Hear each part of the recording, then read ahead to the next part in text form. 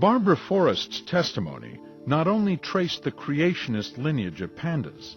Citing a Christian magazine's interview, Forrest let one of the intelligent design movement's own leaders, Paul Nelson, speak for himself.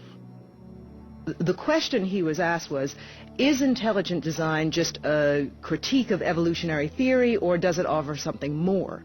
Does it offer something that humankind needs to know? And this is his answer, quote, "Easily the biggest challenge facing the ID community is to develop a full-fledged theory of biological design. We don't have such a theory right now, and that's a real problem. Without a theory, it's very hard to know where to direct your research focus. Right now we've got a bag of powerful intuitions and a handful of notions such as irreducible complexity, but as yet no general theory of biological design," end quote. The evidence she brought into that courtroom really exposed the hypocrisy of the intelligent design movement in a way that's irrefutable. She used their own language, things that they had written and said, to show that they themselves knew that this isn't science. And on the stand, Michael Behe was asked how he would define science. Dr. Behe, using your definition, intelligent design is a scientific theory, correct?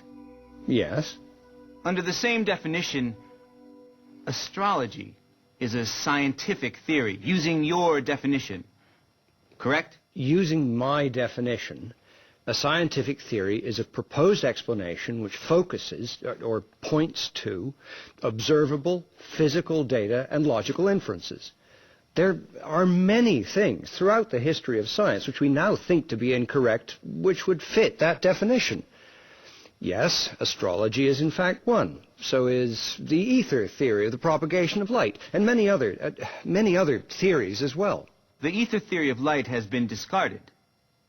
That is correct. But you're clear.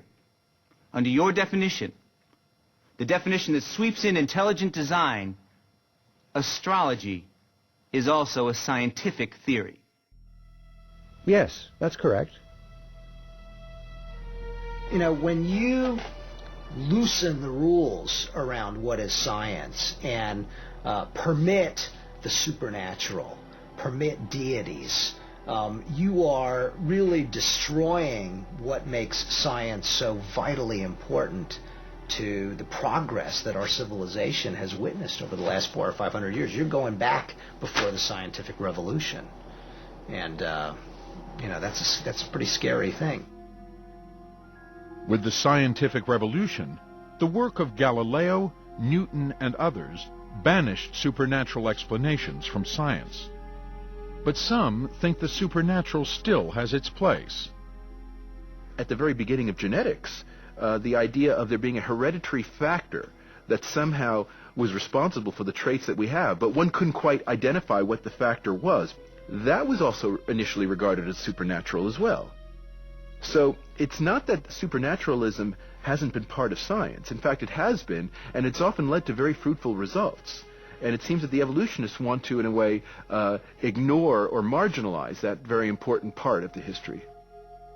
But Barbara Forrest testified that the intelligent design movement's goals are not entirely scientific, and are spelled out in a secret Discovery Institute document that had surfaced on the Internet. Their goals are listed quite clearly in the Wedge document. It's their strategy document that they drew up about 9 years ago in 1998. Their goal is to completely overthrow all of the effects of evolution on society, which they think are uniformly negative. This document states that they want to completely change American culture back to what they believe is its properly religious foundation. They want every area of life to be governed by their particular religious preferences, and they're very clear about that in this document. According to the Wedge document, Darwin portrayed humans not as moral and spiritual beings, but as animals, leading people to abandon objective moral standards. The document lays out an ambitious agenda to overthrow this legacy. to see intelligent design theory as the dominant perspective in science, and to see design theory permeate our religious, cultural, moral, and political life. Though not written by Philip Johnson, the Wedge document is an outgrowth of a broader policy he conceived called the Wedge Strategy. I know it can be made to sound like something sinister and conspiratorial, but the Wedge Strategy, as I've explained it, is quite simple and innocent.